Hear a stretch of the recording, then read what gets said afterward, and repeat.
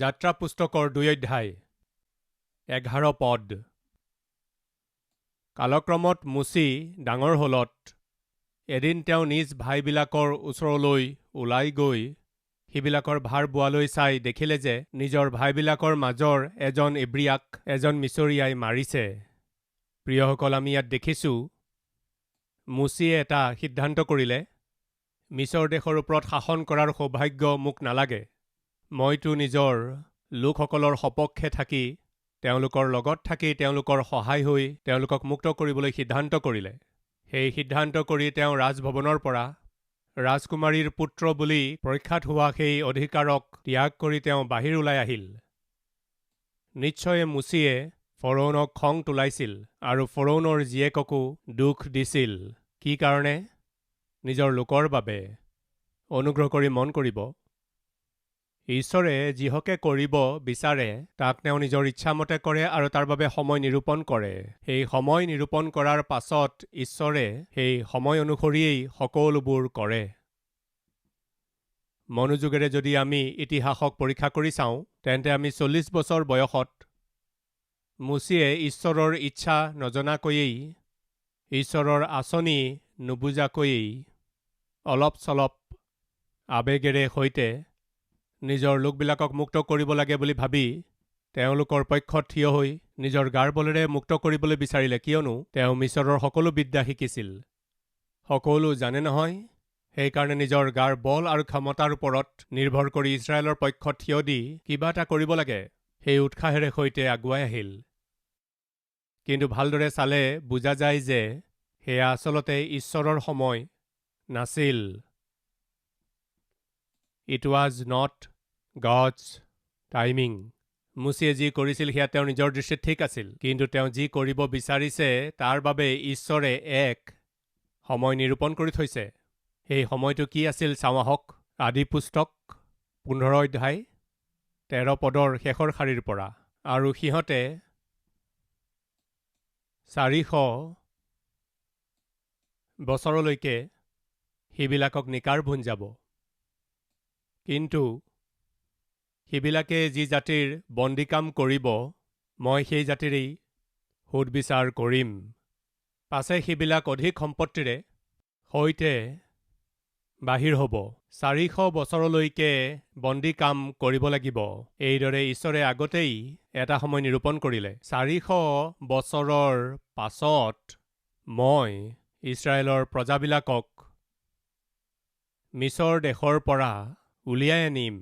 প্ৰিয়সকল, মনোযোগেৰে চালে দেখিব যে মুচিয়ে যেতিয়া নিজৰ প্ৰজাবিলাকৰ পক্ষে থাকি তেওঁলোকক মুক্ত কৰিব লাগে বুলি নিজৰ বল আৰু শক্তিৰে চেষ্টা কৰিবলৈ আৰম্ভ কৰিলে, হিচাপ মতে তেতিয়ালৈকে ইছৰাইলৰ দাসত্বৰ কাল প্ৰায় ৩৬০ বছৰ হৈছিল।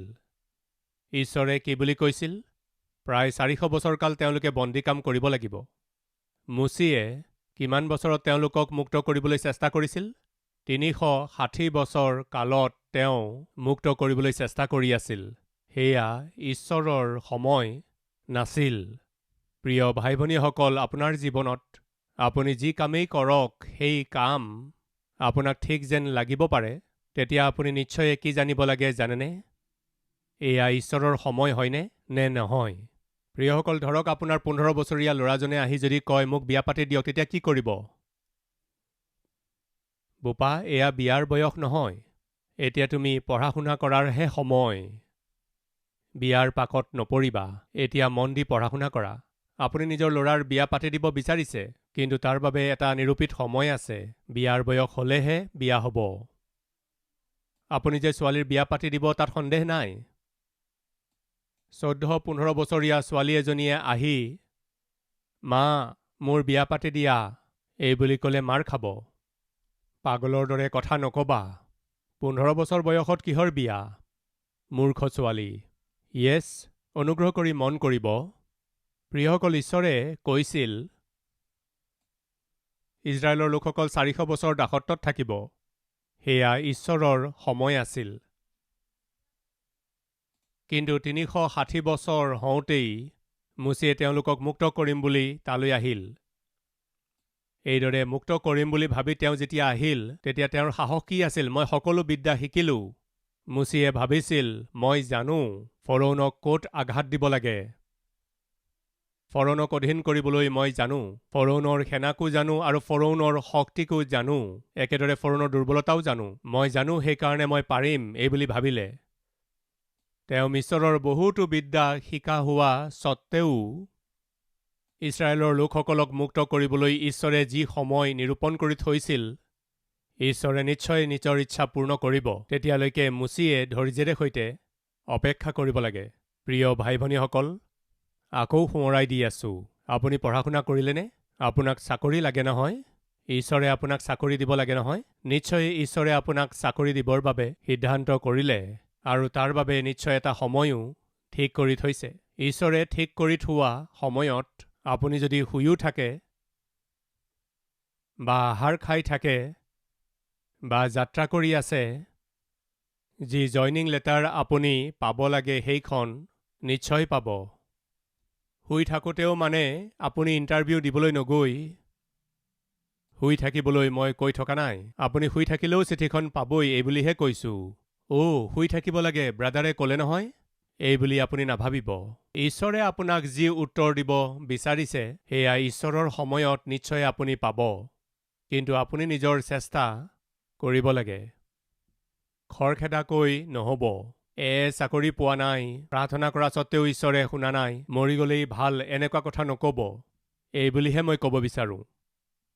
ঈশ্বৰৰ ইচ্ছা আৰু সময়তকৈ আগতেই খৰখেদাকৈ নিজৰ শক্তি, নিজৰ বল, নিজৰ বুদ্ধিক আধাৰ কৰি লৈ নিজৰ লোকসকলক মুক্ত কৰিব লাগে বুলি ভাবি মুচি যেতিয়া নিজৰ লোকসকলৰ মাজলৈ গ'ল, তেতিয়া এজন মিছৰীয়াই এজন ইব্ৰিয়া লোকক মৰা তেওঁ দেখিলে আৰু মাৰি থকা যেতিয়া দেখিলে, মুচি ক্ৰোধেৰে পৰিপূৰ্ণ হ'ল। সেই সময়ত মুচি বৰ শক্তিশালী আছিল, সকলো বিদ্যাত শিক্ষিত আছিল, বলৱান আৰু শক্তিশালী আছিল। প্ৰিয়সকল, সেই সময়ত মুচিয়ে এজন মিছৰীয়া ব্যক্তিয়ে ইব্ৰিয়া লোকক মৰা দেখিলে। পঢ়ো আহকচোন কি হ'ল। যাত্ৰা পুস্তকৰ 2:11 পদ। কালক্ৰমে মুচি ডাঙৰ হ'লত এদিন তেওঁ নিজ ভাইবিলাকৰ ওচৰলৈ ওলাই গৈ সিবিলাকৰ ভাৰ বোৱালৈ চাই দেখিলে যে নিজৰ ভাইবিলাকৰ মাজৰ এজন ইব্ৰিয়াক এজন মিছৰীয়াই মাৰিছে। তেতিয়া মুচিয়ে ইফালে সিফালে চাই কাকো নেদেখি সেই মিছৰীয়াটোক বধ কৰি বালিত পুতি থলে। কি কৰিলে? মাৰি পেলালে। একে কোবতেই সেই মিছৰীয়াটোক মাৰি পেলালে। তাৰমানে আচলতে তেওঁ কি কৰিব বিচাৰিছিল? নিজৰ শক্তিক আধাৰ কৰি লৈ, নিজৰ বুদ্ধিক আধাৰ কৰি লৈ, নিজৰ জ্ঞানক আধাৰ কৰি লৈ ইজৰাইলৰ প্ৰজাবিলাকক মুক্ত কৰিব লাগে বুলি ভাবি এই সিদ্ধান্ত তেওঁ কৰিলে। এজন মিছৰীয়াই এজন ইব্ৰিয়াক মাৰোঁতে চাই থাকিব নোৱাৰিলে। আৱেগত, ক্ৰোধত উত্তেজিত হৈ তেওঁ নিজকে নিয়ন্ত্ৰণ কৰিব নোৱাৰিলে। সেই মিছৰীয়াটোক মাৰি পেলালে। আপুনি মনোযোগেৰে চালে দেখিব যে মুচিৰ জীৱনত এটা বৰ ভয়ানক দুৰ্বলতা আছিল। সেই দুৰ্বলতাটো হৈছে মুচি বৰ খঙাল ব্যক্তি আছিল। মুচিৰ এটা অভাৱ আছিল। সেয়া কি জানেনে? তেওঁৰ খং। সেই খঙতেই মিছৰীয়াটোক মাৰি পেলালে। মন দি এবাৰ ভাবকচোন, মুচিয়ে ফৰৌনৰ পাছত দেশত শাসন কৰিবলৈ এক মহান সৌভাগ্য পালেহেঁতেন, তথাপি সেয়া এৰি দিলে। ফৰৌনৰ জীয়েকৰ পুতেক হিচাপে সকলোবোৰ বিলাসিতা ভোগ কৰিবলগীয়া আছিল, সেইবোৰো তেওঁ এৰি দিলে। ৰজা বা ৰাজকুমাৰ হিচাপে সকলো ধন সম্পত্তি সুখ ভোগ অৰ্জন কৰিব লাগিছিল, সেই গোটেই সম্পত্তি এৰি দিলে। আপুনি মন দি ভাবি চালে দেখিব মুচিয়ে মিছৰৰ সুখ ভোগবোৰ এৰি দিলে। সুখ ভোগ, ধন সম্পত্তি সকলোবোৰ এৰি দিলে। ফৰৌনৰ নাতিয়েক বুলি প্ৰসিদ্ধ হোৱাৰ সৌভাগ্যকণো তেওঁ এৰি দিলে। ফৰৌনৰ জীয়েকৰ পুত্ৰ বুলি প্ৰসিদ্ধ হোৱাৰ ধন্যতাকো এৰি দিলে। সকলো এৰি দিলে। বৰ ভাল। আৰু লগতে ইমান সুখ ভোগ আৰু সৌভাগ্যও এৰি দিলে। অতি অদ্ভুত। কিন্তু মুচিৰ দুৰ্বলতা কি আছিল জানেনে? ক্ৰোধ। সেই ক্ৰোধৰ কাৰণে কি হ'ল জানেনে? এদিন এজন ইব্ৰিয়া লোকক এজন মিছৰীয়া লোকে মাৰি থকা দেখি তেওঁক মাৰি পেলালে। আৰু তাতেই মাটিত পুতি থলে। ঈশ্বৰৰ ইচ্ছাক তেওঁ নিজৰ হাতত তুলি ল'লে। ঈশ্বৰৰ নিৰূপিত সময় কোনটো হয় তালৈ মন নিদিলে। কোন আহে মই চাই ল'ম তেনেকুৱা ব্যৱহাৰ কৰিলে। খৰখেদা কৰাৰ স্বভাৱ। ক্ৰোধ আহিলে কি হয় জানেনে? সেই সময়ত আপোনাৰ মনে যি ক'ব তাকেই আপুনি কৰিব, কিন্তু সেইদৰে কৰিলে আপোনাৰ ভৱিষ্যত ধ্বংস হৈ যাব। ক্ৰোধেৰে পৰিপূৰ্ণ লোকে নিজৰ ভৱিষ্যতৰ কথা চিন্তা নকৰে। পত্নীক মাৰপিট কৰা ব্যক্তিজনে ভৱিষ্যতৰ কথা চিন্তা নকৰে। চাকৰি ক্ষেত্ৰত নিজৰ বছৰ ওপৰত চিঞৰ বাখৰ কৰা ব্যক্তিজনে ভৱিষ্যতৰ কথা চিন্তা নকৰে। তেওঁৰ খং উঠিল আৰু বছৰ ওপৰত চিঞৰিলে। তাৰ পাছত বছে চাকৰিৰ পৰা উলিয়াই দিব, কোম্পানীৰ কামৰ পৰা মোক বাহিৰ উলিয়াই দিব। তাৰ পাছত ফাইল হাতত লৈ ২০-২৫টা কোম্পানীৰ দুৱাৰে দুৱাৰে ঘূৰিব লাগিব। ৬-৭ মাহ চাকৰি নাথাকিলে সতি সন্ততিয়ে ভোকত থাকিব লগা হ'ব।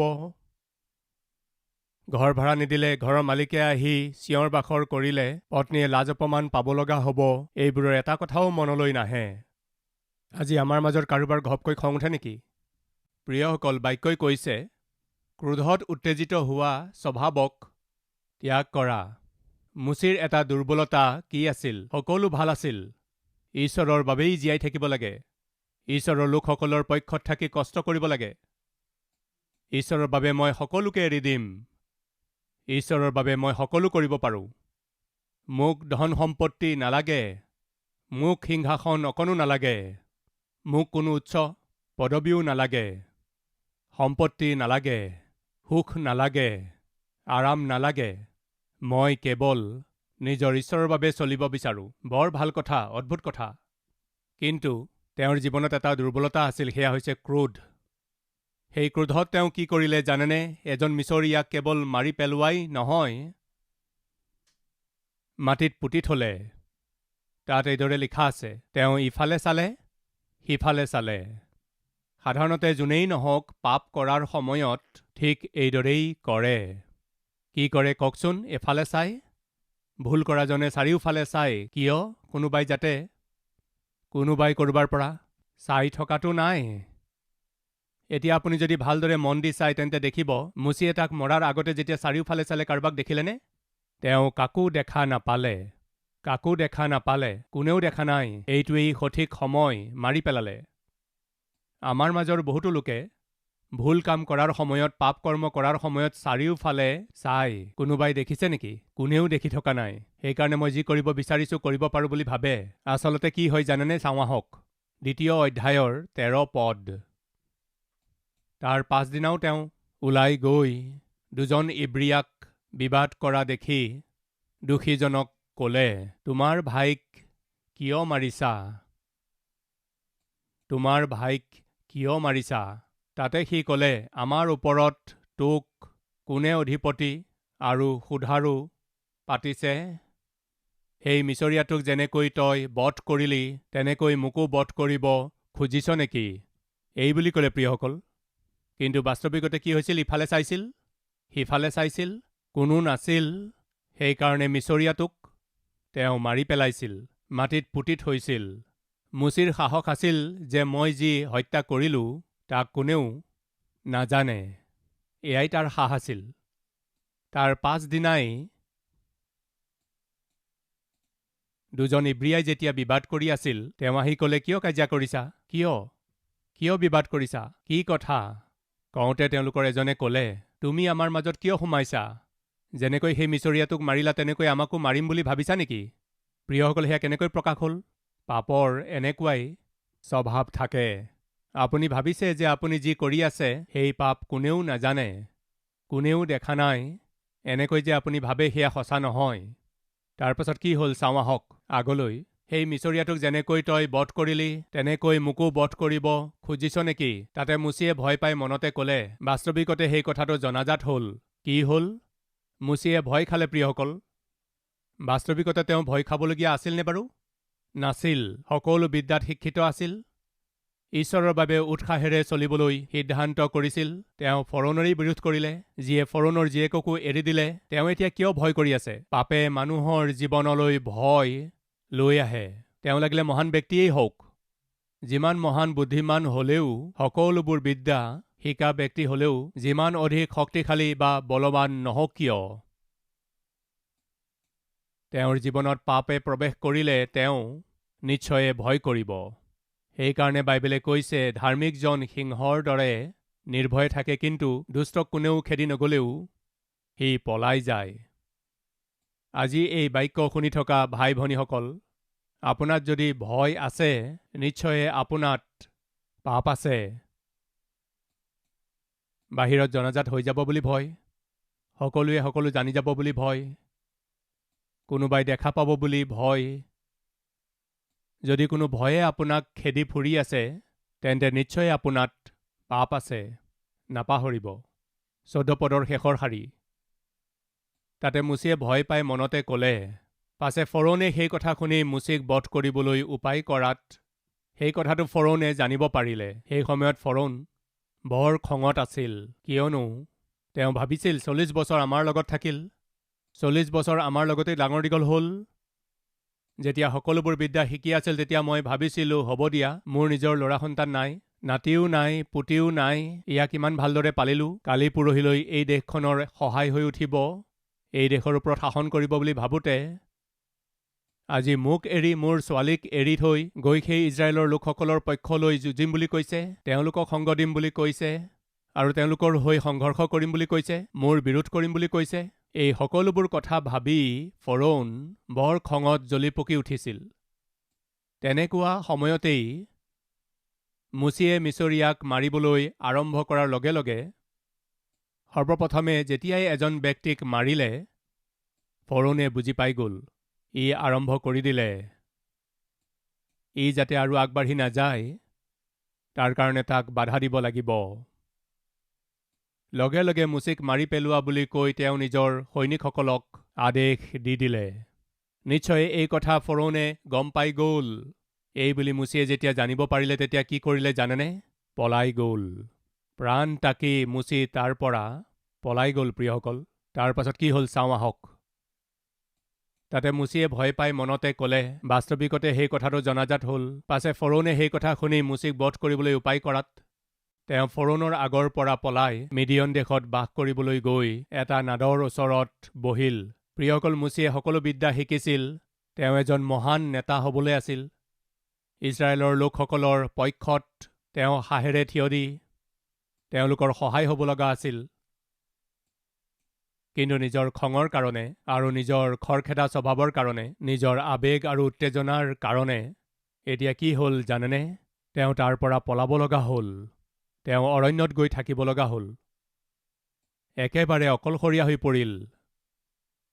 প্ৰিয়সকল, সেইকাৰণে আমাৰ জ্যেষ্ঠসকলে কয়, মানুহৰ খঙেই ডাঙৰ শত্ৰু। আজি আমাৰ মাজতো এনে লোক নাই বুলি ক'বনে? প্ৰিয়সকল, আজি আপুনি জীৱনত কিয় অকলশৰীয়া হৈ পৰিছে? খঙৰ কাৰণেইতো। কিয় আপোনাৰ পত্নী আপোনাক এৰি থৈ গ'ল? আপোনাৰ ক্ৰোধৰ কাৰণেই, খঙৰ কাৰণেইতো, আপোনাৰ মূৰ্খতাৰ কাৰণেইতো। কিয় আপোনাৰ স্বামীয়ে আপোনাক এৰি থৈ গুচি গ'ল? আপোনাৰ ক্ৰোধ, খং, দন্দুৰী স্বভাৱৰ কাৰণেইতো গ'ল তেওঁ। কিয় আপোনাক হঠাতে চাকৰিৰ পৰা উলিয়াই দিলে? আপোনাৰ মুখ ঠিক নহয়, সেইকাৰণেইতো।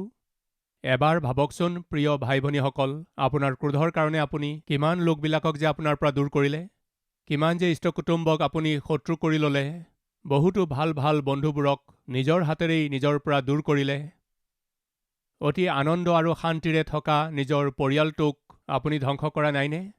আজি আপোনাৰ ক্ৰোধৰ কাৰণেই, আজি আপোনাৰ খঙৰ কাৰণেই, আপোনাৰ উত্তেজনাৰ কাৰণেই, শান্তিৰ অবিহনে, আনন্দৰ অবিহনে আপুনি নিজৰ জীৱনটো ধ্বংস কৰা নাইনে বাৰু? এবাৰ ভাবকচোন আপোনাৰ ক্ৰোধৰ দ্বাৰা আপোনাৰ জীৱনত কিমান হানি হৈছে, কিমান বেয়া হৈছে। মুচিক সোধকচোন, এয়া কি হ'ল মুচি? তুমি সকলোবোৰ বিদ্যা শিকিলা, দেশৰ শাসনকৰ্তাৰ স্তৰলৈকে তুমি গৈ পালা, তুমি দেশৰ শাসনকৰ্তা হোৱাৰ বিষয়ে ঈশ্বৰৰ ইচ্ছা নথকাটো ইজৰাইলৰ লোকসকলৰ পক্ষত থিয় হৈ কোনোবা নহয় কোনোবা দিনা তেওঁলোকক সাহস দি তেওঁলোকক মুক্ত কৰিবলৈ তুমি যুগুত হ'বলগীয়া আছিল। কিন্তু এয়া কি হ'ল মুচি? তুমি অৰণ্যলৈ গুচি গ'লা। সোধকচোন মুচিক, কি হ'ল তোমাৰ? তেতিয়া মুচিয়ে ক'ব, এয়া মোৰ ক্ৰোধৰ প্ৰতিফল, খৰখেদাকৈ লোৱা সিদ্ধান্ত, খঙৰ প্ৰতিফল। ক্ৰোধ আৰু আৱেগৰ বশৱৰ্তী হৈ মই মিছৰীয়াটোক মাৰি পেলালোঁ। সেইকাৰণে আজি মই অকলশৰীয়া হ'ব লগা হ'ল। তেওঁ নিজৰ পৰিয়ালৰ পৰা দূৰ হ'ল। তেওঁ যি কৰিব বিচাৰিছিল তাক কৰিব নোৱাৰিলে। ইজৰাইলৰ পক্ষত থিয় দিম বুলি ভাবিছিল কিন্তু থিয় হ'ব নোৱাৰিলে। তেওঁলোকৰ সহায় হ'ম বুলি ভাবিছিল কিন্তু সহায় হ'ব নোৱাৰিলে। প্ৰিয়সকল, আজি আমি সকলোৱেই পিতৃ মাতৃৰ বাবে সহায় হ'ব লাগে। ভাইবিলাকৰ সহায় হ'ব লাগে, ভনীবিলাকৰ সহায় হ'ব লাগে, পৰিয়ালৰ সহায় হ'ব লাগে। পত্নী আৰু সন্তানক একোৰে অভাৱ হ'ব দিব নালাগে। এনেকুৱা আশা আপোনাৰ আছে, কিন্তু আপোনাৰ ক্ৰোধৰ কাৰণেই, আপোনাৰ আৱেগৰ কাৰণে, উত্তেজনাৰ কাৰণে আজি আপুনি নিজেই পেট ভৰাই আহাৰ খাব নোৱাৰা অৱস্থাত পৰিছে। হাতত ফুটা কড়ি এটা নথকাৰ অৱস্থা হৈছে। বেংকত বেলেঞ্চ নথকাৰ অৱস্থা হৈছে। এয়া আপোনাৰেইটো কৰ্মৰ ফল। আপোনাৰ ক্ৰোধ আৰু আৱেগৰ কাৰণে, আপোনাৰ মুখ ঠিক নোহোৱাৰ কাৰণে সহায় কৰা সকলোতো আপোনাৰ পৰা দূৰ হৈ গ'ল, পৰামৰ্শ দিয়া সকলোতো আপোনাৰ পৰা দূৰ হৈ গ'ল। আজি আপুনি অকলশৰীয়া হৈ পৰিছে। আপোনাৰ ক্ৰোধৰ কাৰণেইটো, আপোনাৰ আৱেগৰ কাৰণেইটো। আৰু এনেকুৱা সময়ত আপোনাৰ চাৰ্টিফিকেটছ, আপোনাৰ জ্ঞান, এইবোৰৰ একোৱেই আপোনাৰ কাম নাহিল নহয়। কিয়? আপোনাৰ ক্ৰোধে কেতিয়াও শেষ নোহোৱা দুখ আপোনাক দিছে। প্ৰিয়সকল, ঠিক এনেকুৱাই হৈছিল মুচিৰ জীৱনত। 1 বছৰ নহয়, 2 বছৰ নহয়, 3 বছৰ নহয়, 4 বছৰ নহয়, 5 বছৰ নহয়, 10 বছৰ নহয়, 20 বছৰ নহয়, প্ৰিয় বন্ধুসকল, 40 বছৰ ওলাই আহিব নোৱাৰা বিধৰ, পূৰ কৰিব নোৱাৰা নিচিনা হানি মুচিয়ে নিজৰ জীৱনত সন্মুখীন হ'ব লগা হ'ল। আকৌ সোঁৱৰাই দিছোঁ, এজন ব্যক্তিয়ে দেশৰ ওপৰত শাসন কৰিব পৰা স্তৰলৈ যাবলৈ হ'লে সেই ব্যক্তিজনে সকলোবোৰ বিদ্যা শিকিব লাগিব। গণিত শাস্ত্ৰ মুচিয়ে সম্পূৰ্ণকৈ শিকিলে। তেনেকৈয়ে ছায়েন্সো তেওঁ শিকিলে। নেতা হোৱাৰ গুণবোৰ তেওঁ নিজৰ জীৱনত আঁকোৱালি ল'লে। দেশখন কেনেকৈ চলাব লাগে, কেনেকৈ নেতৃত্ব দিব লাগে, তাৰ গোটেইবোৰ শিক্ষা পালে। কিন্তু নিজৰ ক্ৰোধক তেওঁ কণ্ট্ৰল কৰিব নোৱাৰিলে। আজি আমি নিজৰ ক্ৰোধক কণ্ট্ৰল কৰিব পাৰিলে ভাল হ'ব।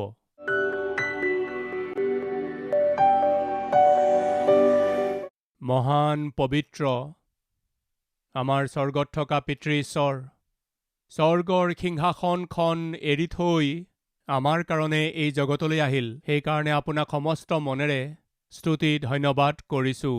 পিতৃ, আপোনাৰ চৰণলৈ আহি আমি আপোনাক নিবেদন কৰিছোঁ, অনুগ্ৰহ কৰি আমাৰ হৃদয়ৰ ভয়ক দূৰ কৰক, আমাৰ জীৱনৰ দুখবোৰ দূৰ কৰক। পিতৃ, যি শয়তানে আমাৰ পাছে পাছে খেদি আহিছে তাক আমাৰ পৰা দূৰ কৰক। আমাৰ ওপৰত চানি ধৰি থকা সকলো বিপদ আপদ আৰু সংকটক দূৰ কৰক। পিতৃ, যি কথাৰ কাৰণে ভয় কৰি আছোঁ তাক আমাৰ পৰা দূৰ কৰক। যিবোৰ আমাৰ ওপৰত আহি পৰিব বুলি ভাবিছোঁ সেয়া আমাৰ জীৱনৰ কেতিয়াও যেন ওচৰ চাপি আহিব নোৱাৰে, সহায় কৰক। আজি প্ৰাৰ্থনা কৰি থকা প্ৰত্যেকৰ ওপৰত, আজি চকুলো টুকি থকা প্ৰত্যেকৰ ওপৰত কৃপা কৰক, দয়া কৰক। পিতৃ, তেওঁলোকৰ চকুলোবোৰ মুচি দিয়ক, তেওঁলোকৰ কষ্টবোৰ দূৰ কৰক। পিতৃ, যীশুৰ নামত আমি খোজা সকলোবোৰ প্ৰয়োজন পূৰ্ণ কৰা হ'ল এই কথা বিশ্বাস কৰি ধন্যবাদৰে সৈতে এই প্ৰাৰ্থনা অৰ্পণ কৰিছোঁ। পিতৃ, আমেন।